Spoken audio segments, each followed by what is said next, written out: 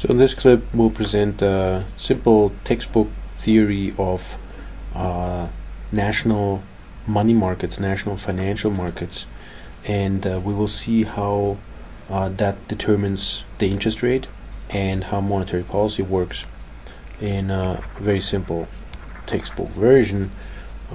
So let me put that up here, the money market, and one, the determination of the interest rate, and second, monetary policy,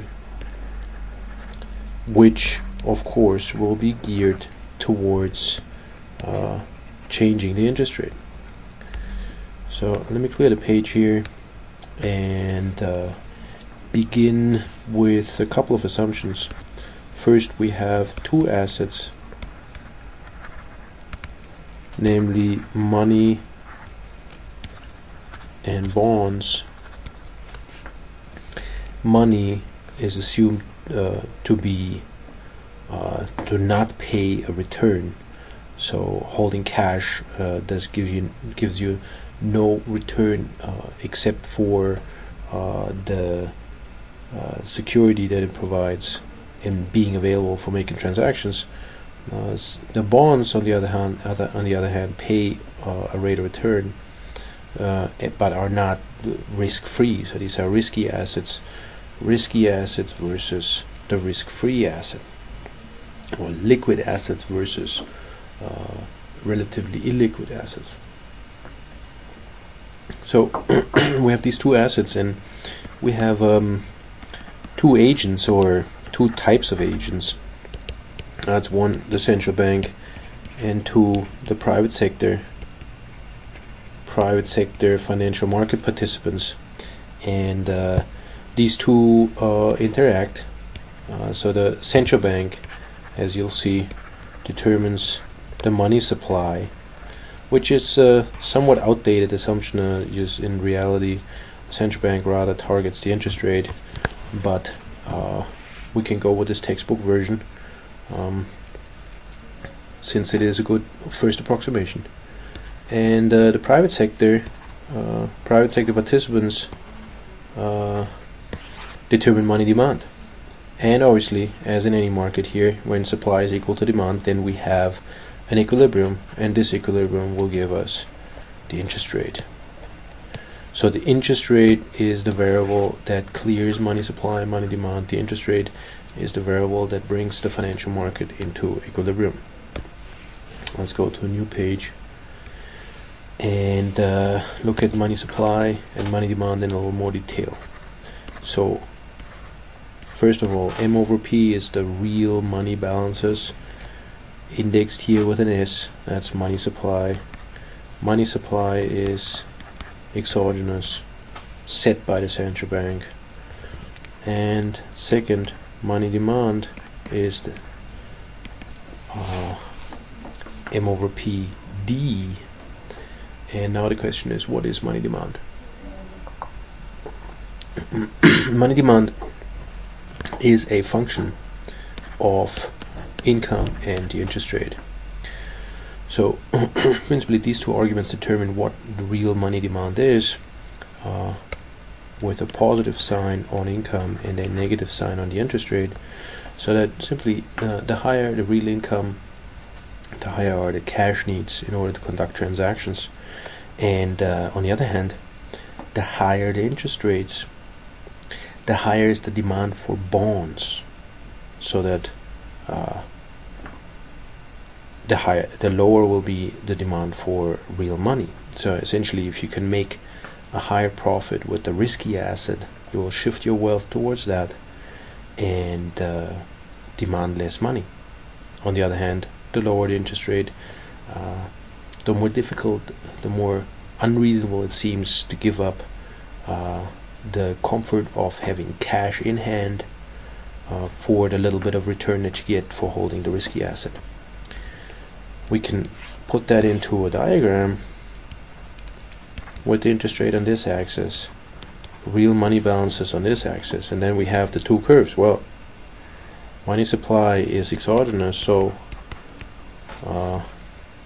here as a straight line independent of the interest rate, and you see here y is exogenous to this diagram, but the interest rate is not, so we can draw this line as a downward sloping function of the interest rate.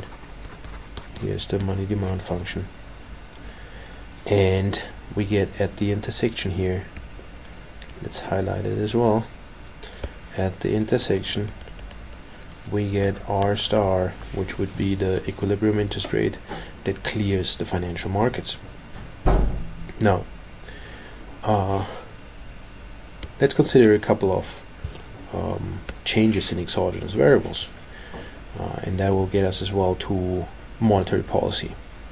I will just redraw the diagram, and we'll get our equilibrium here. So the question now is, what if we have a rise in real income? What is the impact of a rise in real income? We know that this is LYR and M over P is, so we said that the demand for money changes with the same sign as the change in income, so that partial is positive. Since y is exogenous in this diagram, we get a rightward shift of this curve. So we get a rightward shift here, and we have Ly2R, where y2 is larger than y1, the original income. So what has happened here? Now, if in this situation you see real income has increased, and people have higher cash needs in order to conduct transactions, so they're trying to get their hands on more cash. There's only one way you can do that. You have to sell part of your bonds. So you try to shift your portfolio from maybe being heavy in bonds to being heavier in cash, because you have those cash needs. Now what happens if everybody's doing that? Well, you get downward pressure on bond prices, and the price of bonds is inversely related to the interest rate. So as you're getting downward pressure on bonds, the interest rate rises, and we're getting this increase in R. So here's R star 1 and here's R star 2. Now we can do a similar thought experiment and consider monetary policy.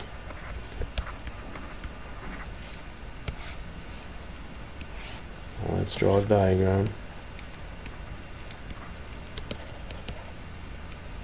Money supply,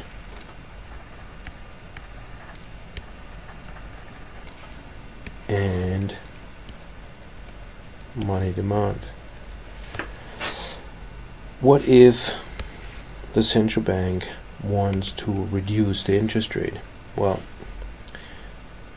it's quite straightforward to see that requires an increase in the money supply, which will lead us to a new R star 1 and R star 2. So we have, with the increase in the money supply here, we get a reduction in the interest rate. What has happened? Well, we said we have these two actors here, the central bank and the private sector, PS.